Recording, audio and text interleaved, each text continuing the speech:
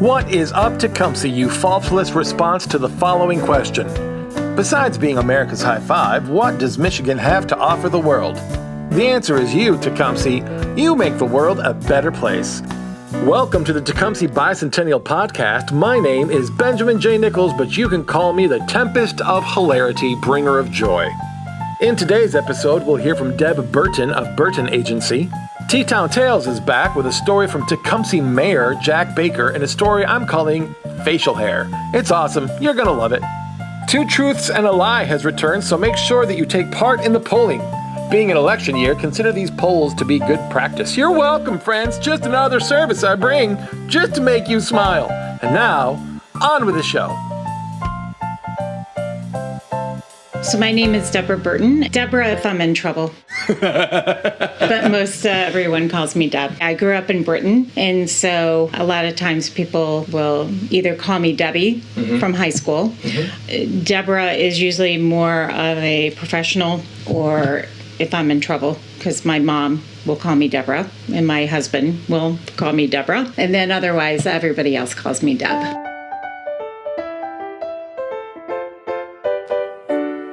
Deb Burton owns and operates Burton Agency, LLC, right here in downtown Tecumseh. Burton Agency is an insurance agency, but in my conversation with Deb, it is so much more than that, as you will get to hear. Before Burton Agency, I was in the dental field for over 30 years, and I absolutely loved what I did, but I have carpal tunnel and shoulder issues and everything like that, and so I needed to be able to do something that would still bring my heart and my hands together to care for people, because that's part of me. And I do have a long history with knowing insurance through my father-in-law. He used to have a Mimic insurance agency in Saline. And so just knowing what Mimic did for people and what a privilege and an honor it is to take care of people the right way, and knowing that they know they are protected is just part of who I am, making sure that they are protected in every corner of their life that I can help them with.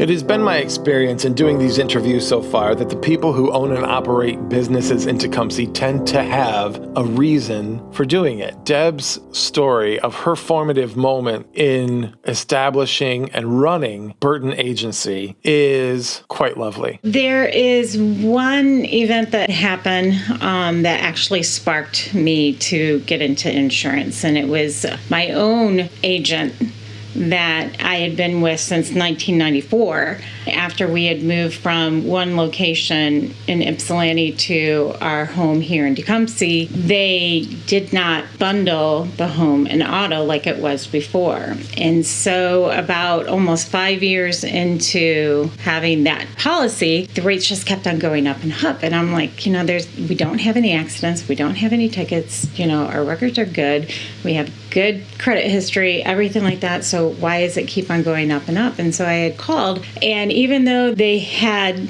told me that they review my policy once a year, they obviously did not, because upon requesting them to review the policy, they discovered that the multi-policy was not hooked up to the auto or the home. And so figured out it was about $4,000 that I had lost, overpaid for those almost 5 years. And I asked, okay, so how can we get that charge back? And they said that they couldn't.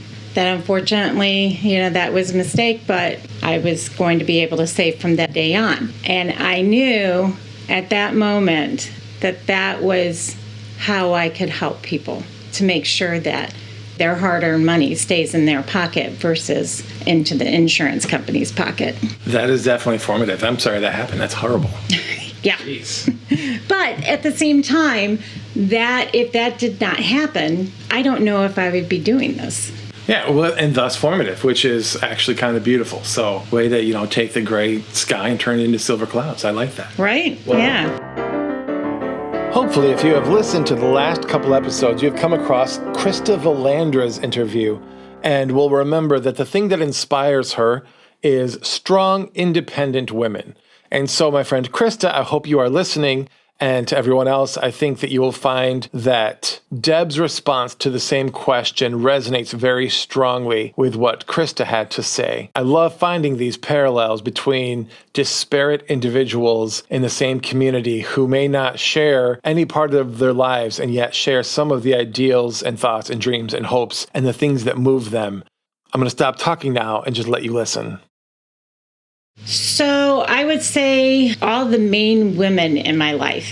So I have been blessed to have some of the strongest women in my life. To know them deeply, you get to know their past. And for them to be able to go through some of the trials and tribulations that they've had to go through and to come out on the other side stronger with a smile on their face. I know that just about anything that I face, it's nothing compared to what they have faced. And I know I can make it because they're in my blood. So my mom is an amazing woman. And with the childhood that she had grown up, she was always, and she is still able to always see the blessing in the trouble. My mother-in-law had very similar childhood troubles growing up, and then also into her young 20s, she was a single mom with an infant and a 2-year-old. And she still was able to make something of her life, and she ended up retiring at a very high level at GM, and she did it all on her own. My grandmothers, both of them were Rosie Rivets.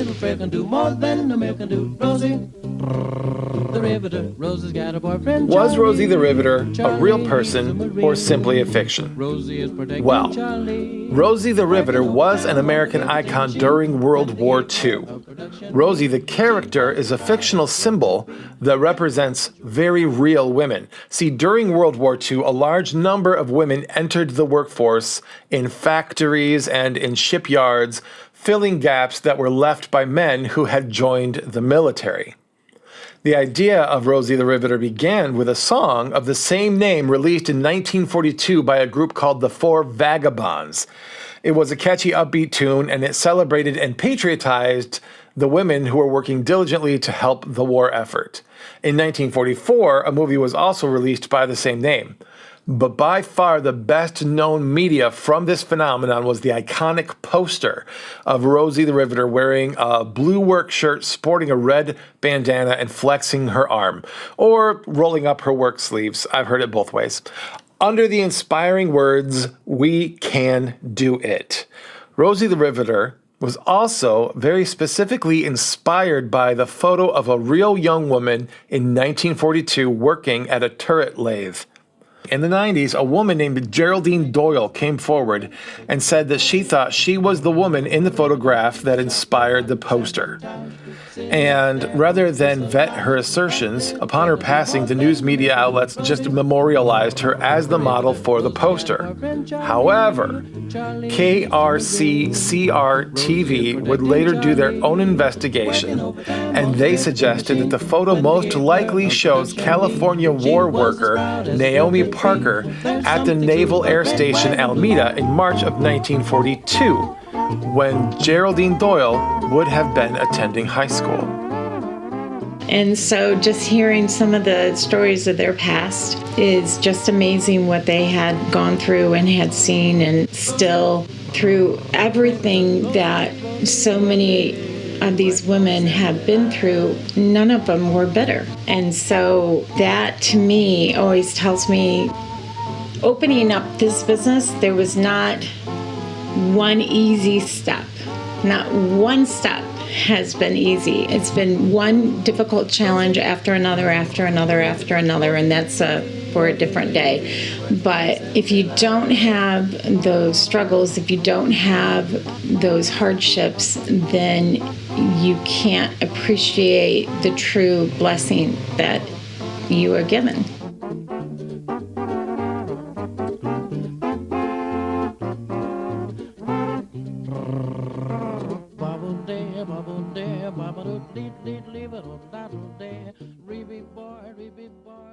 You're a liar.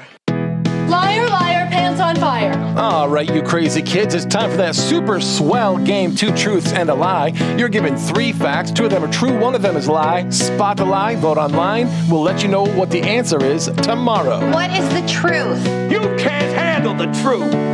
Everybody cheer. It's time to play 2 truths and a lie.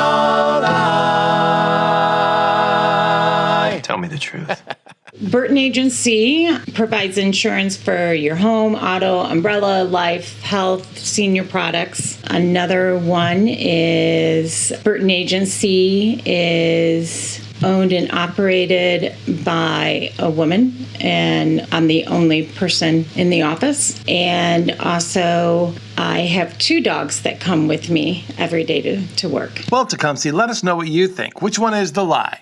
Is it that the Burton Agency handles all of your insurance needs, home, auto, life, etc.? Is the lie that the Burton Agency is owned and operated by a woman? Or number 3, is the Burton Agency plays host to 2 canine companions who accompany Deb to work on the daily? Let us know either at sdgcreative.net/TB podcast or on the Spotify page. Spotify.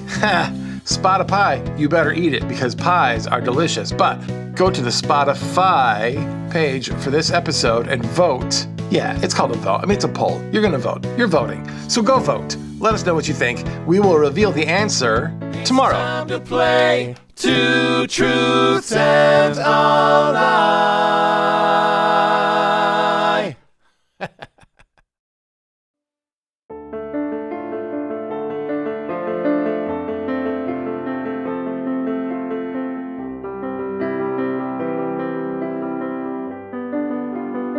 So what kind of experience can someone expect if they go to Burton Agency and talk to Deb about getting insurance? I try to bring a different experience for the clients because nobody wants to deal with insurance. I mean, nobody wants to even think about their insurance because it costs so much.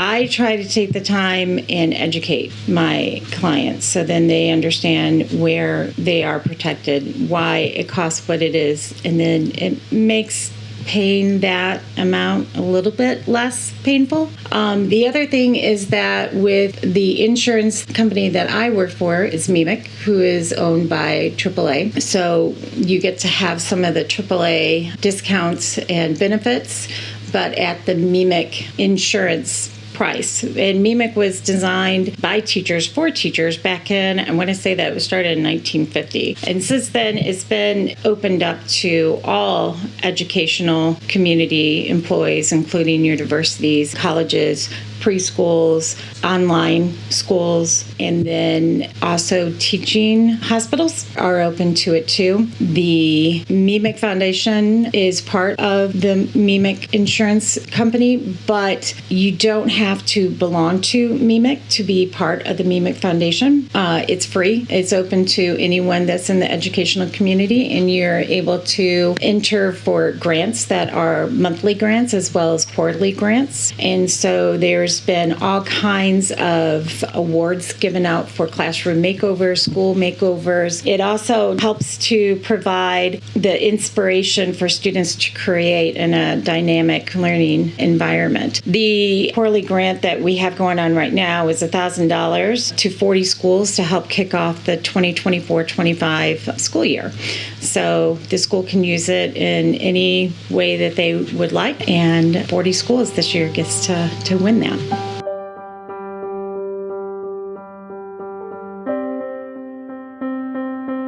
Today's T-Town Tale comes from Tecumseh's highly esteemed mayor, Jack Baker, as he remembers a story that we're going to call facial hair. Bicentennial, which is a 150 years celebration.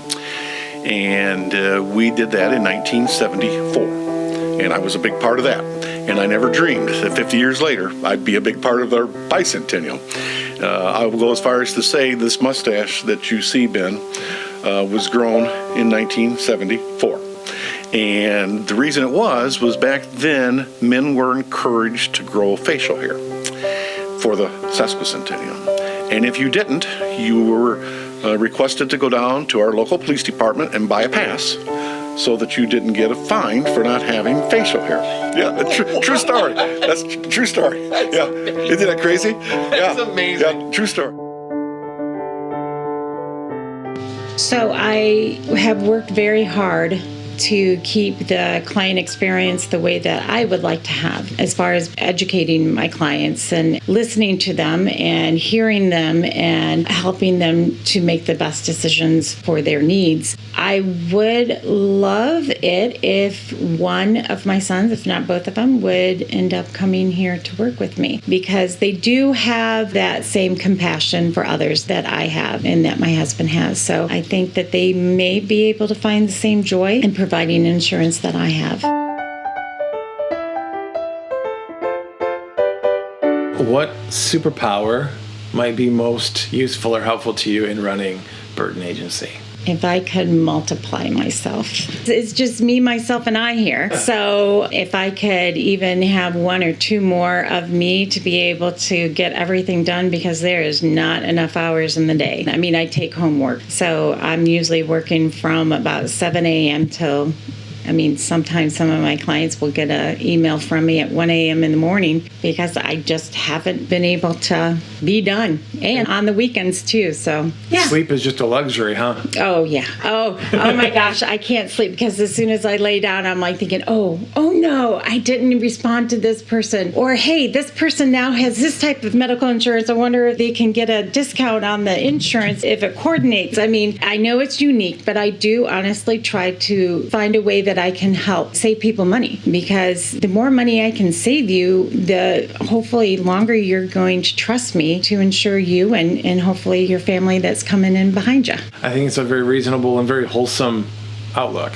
Do you know any fun facts about the city of Tecumseh? There is a underground tunnel. Of course, it's shut off for safety reasons, but I've always thought it would be so awesome if we could reopen it safely, but then also have it bring people from outside Tecumseh. And the other thing that I thought was kind of cool is that I believe General Custer's horse, Don Juan. His name was Don Juan.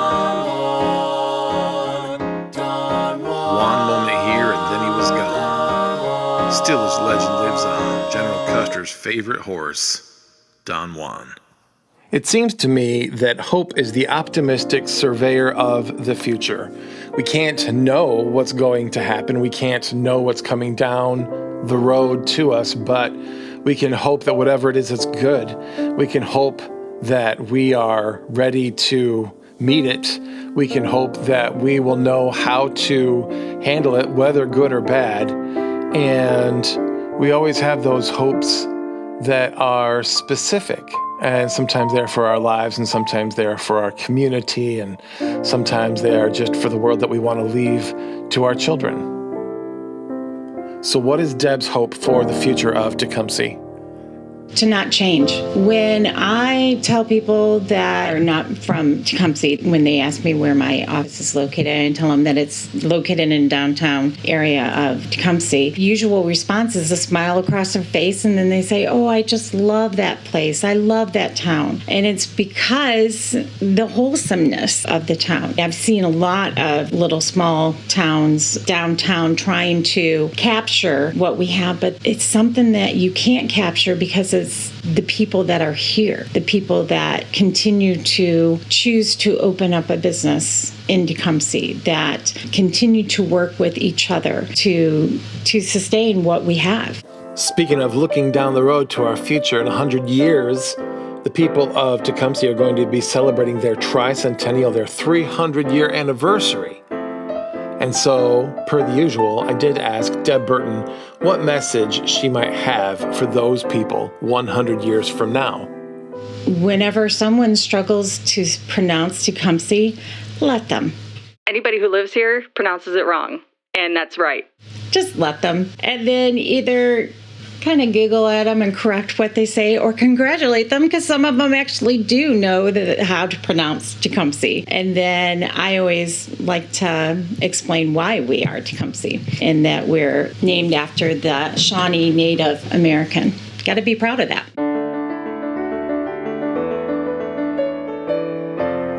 It's not the deepest or most thought-provoking question that I've ever asked, but it's one that I like to ask.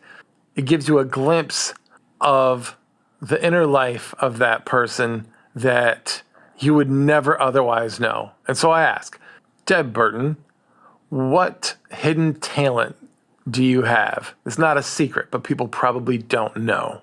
I can actually go into a trance with my eyes open. So when I was younger, in my teen years, I was what was called a stillness model. Like I would be like a statue on like a boat or in a display, and I would be able to have my eyes open and literally go into a trance, and people would be jumping around in front of me, waving their hands in front of my face, and I wouldn't move because I couldn't see them because I was completely like in a sleep. And so we have reached the end of another episode of the Tecumseh Bicentennial Podcast. I got to tell you something, Tecumseh. Even though the interviews are all done and a lot of the writing is done, these podcasts are not all finished and in the can and just being released. I am working on them every day, which means that if you comment on episodes and you have questions or answers to questions or something triggers your own memory and you want to share a memory, stuff like that, please let me know. Leave a comment in the comments or contact me through any one of the social media channels that these are on, and be a part of the podcast family, and we'll just have a really good time. Remember that this is all gearing up to the July 21st WTCA radio show to take place live at the TCA at 3 p.m. on Sunday, July 21st. It is called a radio show fictionally because it's not a radio show, because it's not going to be on the radio, but it's a radio show, in format and style. It's going to be a good time, so make sure you put that on your calendar. Make sure you are commenting on the podcasts, and make sure you come back tomorrow for an interview with Rocky Roads, which, come on, that name is awesome. Of course you want to come and hear all about Rocky Roads. So I will talk to you tomorrow. Okay.